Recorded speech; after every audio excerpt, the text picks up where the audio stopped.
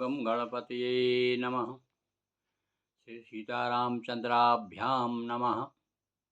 नर्मदादेव्यै नमः।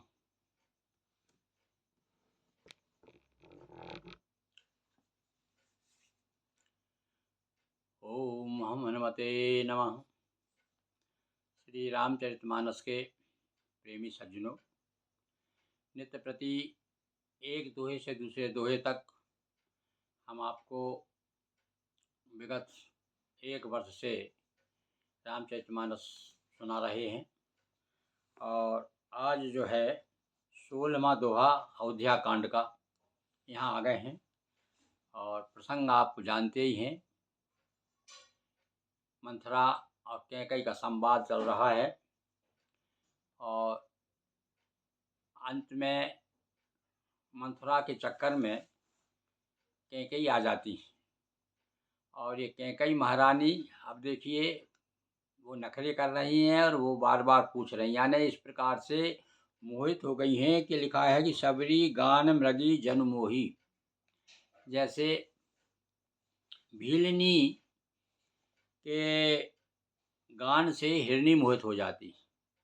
कोई एक वाद्य आता है, कोई ऐसा वाद्य बजता है तो उससे कि हिरण जो है और भीलनी जो होते हैं वो बुला देते हैं।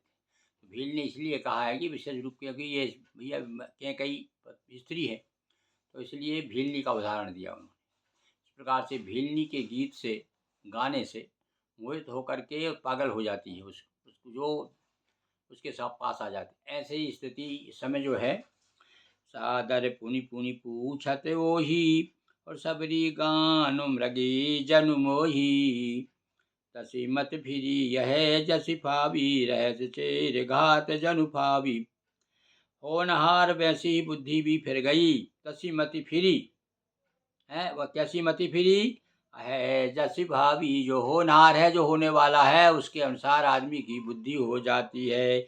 ऐसी चेरी घात जनु फावी, दासी अपना दाव लगा करके है बहुत प्रसन्न हो रही है। दाव उसका सही जगह पर लग गया है। तो मैं पूछूं मैं कहत डराऊं धरो मोर घर फोरी नाऊं। तुमने पहले मुझे डांट दिया है इसलिए अब मुझे कहने में डर लग रहा है कहीं आप और मुझे डांटने ना लगें। सज प्रतीत बहुविधि गढ़ी छोली और अवध 7.5 तब बोली। लग रहा है भैया अब अयोध्या पर 7.5 लगने वाली है। तो 7.5 7 दूनी 14, यानी जो डबल सही डबल 7.5 समझ लो आप। और डबल 7.5 कैसी है कि मंथरा एक 7.5 मंथरा और एक कैकई, दोनों को मिला लो भैया तो बोला 14 हो जाती बिल्कुल। तो अब ये माने कि 7.5 जो है 8.5 तो ये हो गई मक्कौन मंथरा, और जो बची बाकी का समय जो बचा वो कैकई के हिस्से में आता है। तो इस प्रकार से हम कह सकते हैं कि 14 साल में दो 7.5 राम जी को भोगनी पड़ी। प्रिय सिय राम कहा तुम रानी, रामई तुम प्रिय सो फुरबानी। अब वो कह रही है कि तुम जो कहती हो कि राम मुझे बहुत प्यारे हैं, हाँ ये बात तो सही है, राम को भी आप प्रिय हैं और राम को भी प्रिय है और राम को आप भी प्रिय हैं, इसमें कोई दो मत नहीं है।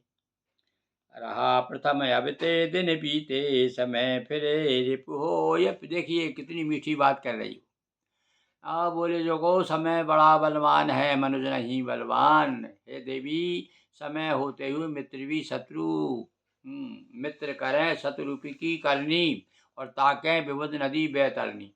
ये स्थिति हो जाती है। और क्या क्या उदाहरण देगी देखना अब आप। तो अब वो दिन चले गए।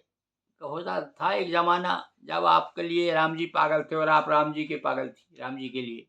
वो गए। अब तो समय होते ही क्या होता है, समय पाए रिप हुए प्रीते, शत्रु हो जाते हैं मित्र। भानु कमल कुल पोषण हारा और बिन जल जार करे सो इछारा।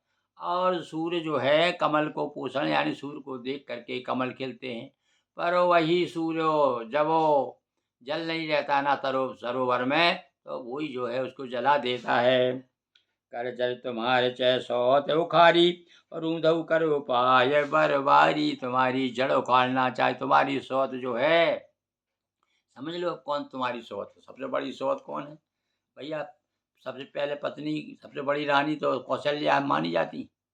तो वो तुम्हारी जड़ उखाड़ना चाहती है भैया। कहा हमारे गांव में, बुंदेलखंड में कहा है कि सौत चून की भी बुरी। और जब तीन तीन सौत हों तो फिर समझ लो क्या स्थिति है। कई लोग तो कहने लगते हैं भैया कि भाई राम जी मालूम आपको सीता जी जाती थोड़ी। बोले क्यों? अरे बोले एक ही सास से तो परेशान है आजकल की बहू में, तीन तीन सासें थी तो इसीलिए चली गई बेचारी। उनकी जासे तो वहीं जंगल में रहना ठीक है, पर ये तो सब ये बदमाशों की, जो कुतर की लोग हैं, ये उनका उनका जवाब है। पर बात यथार्थ में कुछ और ही है। जो जो रामायण से ठीक से पढ़ते हैं, जिन्होंने राम की कथा सुनी है, वो समझते हैं कि ऐसा राम की माँ ऐसा कर नहीं सकती, सीता जी ऐसा कर नहीं सकती। अब और जल तुम्हार चय सोत उखारी, तुम्हें न सोच सुहाग बल, निज बस जानऊ राव। अरे महारानी, तुम जानती हो कि राजा तुम्हारे बस में है, पर तुमको तुम्हारे सुहाग का ही चिंता है। हैं? राजा को अपने राजा मन के मैले हैं, मुंह के मीठे हैं, तुमको अपने सुहाग की बल पर कोई सोच भी नहीं है। तुमको अपने सुहाग के झूठे बल पर हैं, यानी तुमको आप बड़ी सुहागन समझती हो ना, अपने आप को बड़ा सौभाग्यवती समझती हो, मेरा सौभाग्य है, मेरे पति मेरे बस में है। तो वो सब झूठ है। मन मलिन मुँह मीठ नृपो। अरे मन के मैले है ये, मुंह पे मीठा। कई लोग होते हैं ना भाई, आप पकड़ नहीं पाते उनको, ऐसा मीठा बोलेंगे, इतना बोलेंगे अपना कलेजा निकाल के रख दें, और बाद में पीछे भीतर भीतर है मुंह में क्या है, मुंह में राम और बगल में छुरी। छुरी नहीं दिखती, राम जरूर दिखता है। तो ऐसे लोग, ऐसे तुम्हारे नपराउल सरल स्वभाव, तुम इनको सरल स्वभाव वाले जानते हैं। अरे ये सरल स्वभाव वाले नहीं हैं, इनके तो मन मलिन है और मुंह मीठा है, मुंह से अच्छे बोलते हैं पर मन में वैसा नहीं है। यानी कहने का सीधा सा अर्थ है, आपका अहित चाहते हैं, इसलिए अभी भी समय है, आप संभल जाइए। बोलिए सियावर रामचंद्र की जय। हर हर महादेव शंभो।